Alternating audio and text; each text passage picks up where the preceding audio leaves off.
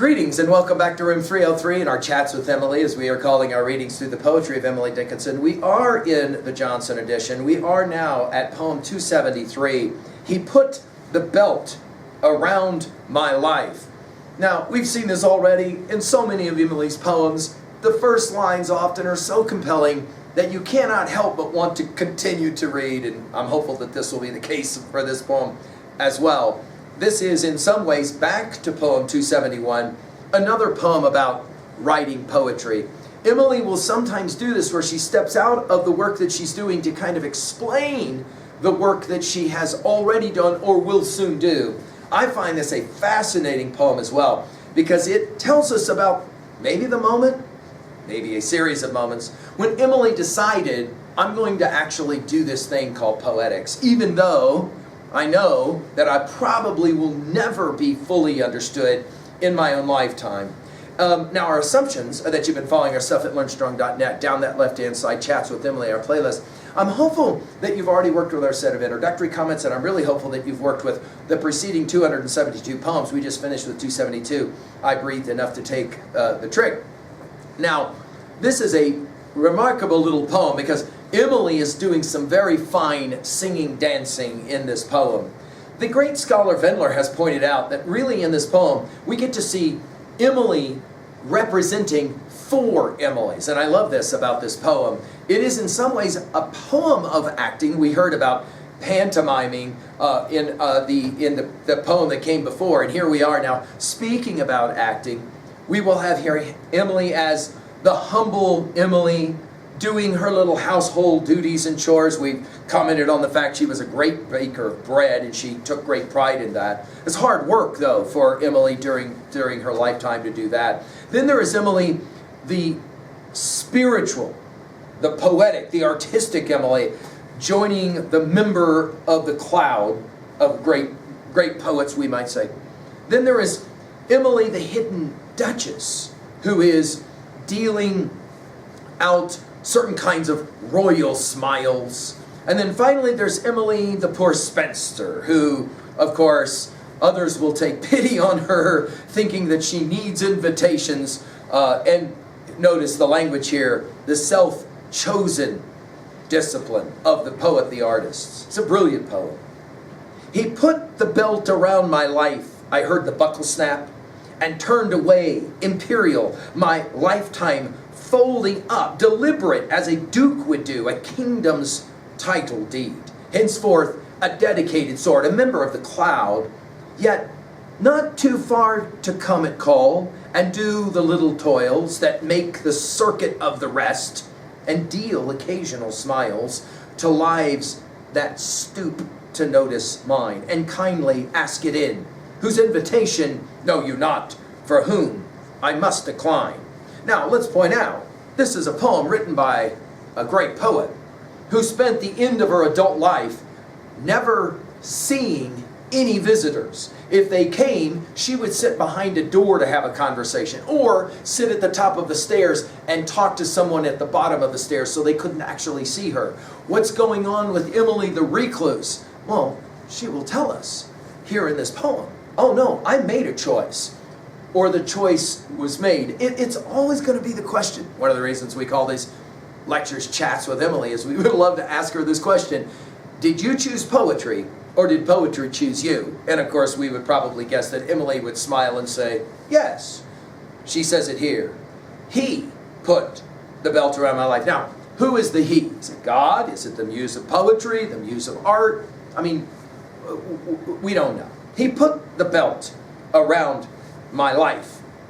By the way, you'll remember in poem 271, a hallowed thing to drop a life into the purple well.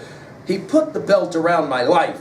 I heard the buckle snap. I mean, we can't help but think of maybe some kind of play with the notion of a chastity belt being referenced here, or some kind of religious type of language here in terms of being kept or cloistered, and turned away, imperial. Notice all of the regal language, the language of the political imperial, the duke, the kingdom, and all of that, right?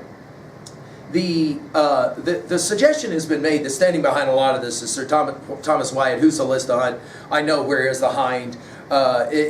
We've given a full lecture on that one at learnstrong.net. That's a remarkable connection, I think, that can be made.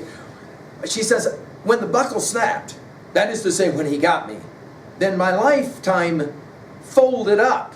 It's beautiful. It's almost like an origami image, right? Deliberate. And that's the key word, I think. That is to say, this is self-chosen. As a duke would do, a kingdom's title deed. It's a brilliant, it's an amazing word picture. In other words, for me, being the poet that I knew I had to become was so deliberate, like the duke who has a deed to the kingdom and he just kind of folds it up to put it away. Henceforth, from this point on, a dedicated sort, and there, of course, is the key word, right? Dedicated. A member of the cloud. Now, this obviously is a remarkable kind of juxtaposition. I am a nobody, but I also am a member of the cloud. When we get to poem 293 here in a few poems, we'll play the game this way. I got so I could take his name without tremendous gain. That stop sensation on my soul and thunder in the room. I got so I could walk across that angle in the floor where he turned so and I turned how and all our sinews tore. I got so I could stir the box in which his letters grew without that forcing in my breath as staples driven through. Could dimly recollect a grace, I think they call it God, renowned to ease extremity when formula failed, and shape my hands petition's way, though ignorant of a word that ordination utters. My business with the cloud, if any power behind it be, not subject to despair, it to care in some remoter way, for so minute affair is misery itself too vast for interpreting more. This idea of the cloud, right? Yet not too far to come at call. In other words, I have this life that I live. It's as if I was hedged about with this belt, this buckle, this belt. That's her poetic life, her artistic life. Yet, not too far to come at call. In other words, there's this other life I get to live and do the little toils. Some have, and I love this connection. Remember in 303 we define learning as the ability to connect new information to old information in meaningful ways. Think about the Cinderella motif. She is, of course, a queen, and we somehow know that she is, and yet she is Cinderella, working among the cinders, the lowest of the jobs. She's both at the same time, and Emily will play a similar game, and do the little toils that make the circuit of the rest, her household duties, if you will, right? And deal occasional smiles to lives that stoop to notice mine, right? Notice, I live on this kingly plane, this member of the cloud, and yet there are these individuals who feel like they need to stoop to recognize me and kindly ask it in, whose invitation know you not. And notice we go from title deeds to invitations. Know you not for whom I must decline.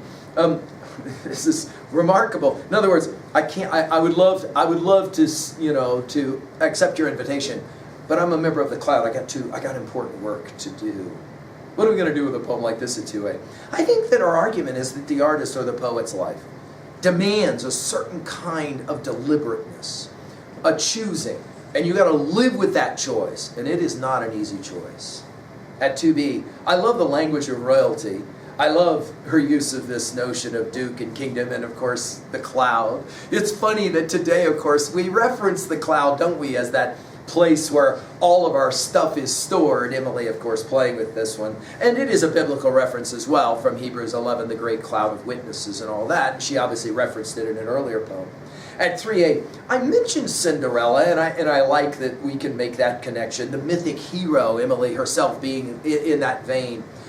But I'll take us again to poem 772. When we finally get there, we will remind ourselves how regularly we made the connection back to that poem. Remember it. All is the price of all. That's what she says, and I think it's a compelling idea. If you want to do something great in your life, you're going to have to give everything to it, and that's got to be deliberate. And in that moment, The belt is around you and the buckle is snapped, and you've made the choice, and you can't live otherwise. Which leads us obviously to how we own a poem like this at 3B. What was a time in your life that you chose to be a member of the cloud? You made the decision. The decision is made. I'm hopeful that your reading of Emily is challenging you. Thank you.